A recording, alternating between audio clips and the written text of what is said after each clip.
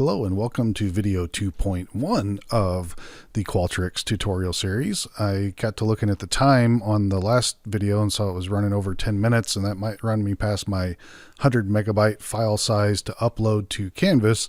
And so I kind of panicked and hit stop before I was done and realized that I needed to show you all how to copy questions, how to force responses, and how to do skip logics. Okay. So the first thing we're going to do is skip logic, because if we look up here, we have I do not consent, I do not wish to participate, but there's no skip logic added, so it's not going to do anything. They can click I do not consent, and it's just going to take them right to the next question in your survey.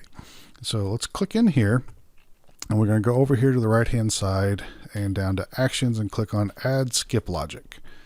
And so what we want to do is not I consent begin the study. We want I do not consent, I do not wish to participate. So click I do not consent.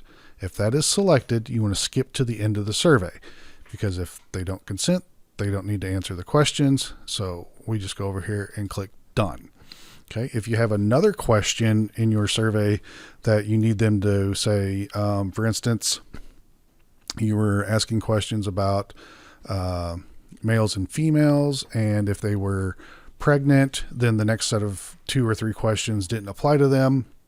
And so you could say in your demographics section, if they click male, then you put a skip logic in there that would just skip them straight down to whatever the next question is that they would be answering.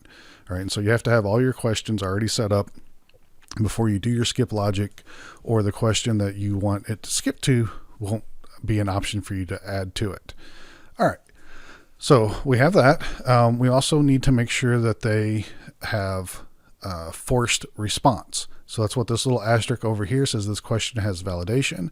If we look over here on the right hand side, we can uncheck and check force responses.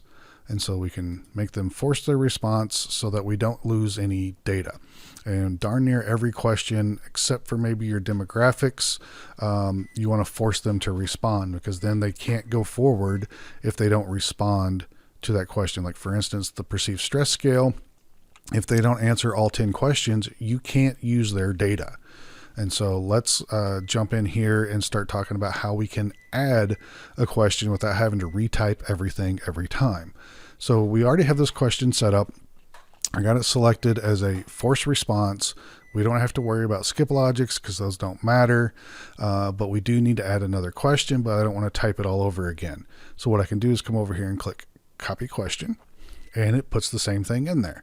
I just want to come over here and change this instead of question 6 to have it match up with my code book. I'm going to have PSS 2. All right, and you really can't write your code book until you have all your questions added. And so you want to get your Qualtrics set up, then make your code book so that you can then match up the variables that's going to be in your code book with the variables that's in your question numbers, I should say, in the Qualtrics. All right, and so now I want to edit my question. Oh, not the label.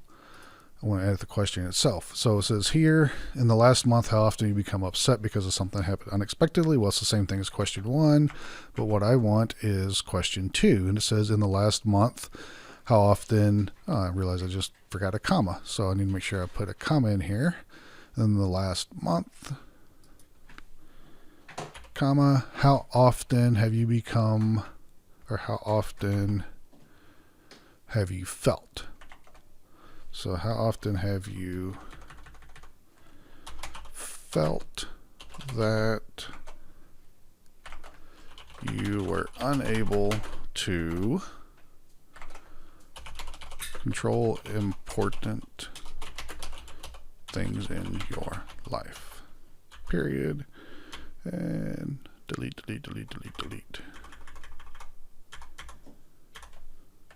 Double check. Control. Oh, the important things. See, you got to double check these things and make sure that you have them correct, or the question won't be valid. All right, and same question responses across all of these. So we got never to fairly often. I'm not going to do it, but if you click on this gear, it'll take you over to the scoring and it'll show you 0, 1, 2, 3, 4. Everything's good to go. All right, so that I think now covers everything that you need to be able to do on your questions.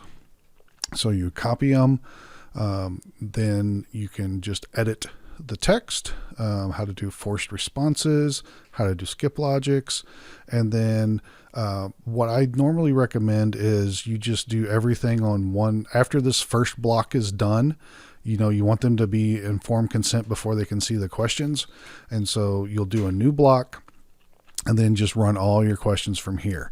I wouldn't add another block between your demographics and your dependent variable, or if you start with your demographics and then go to your IV and your DV, or whichever order you decide to ask your questions in.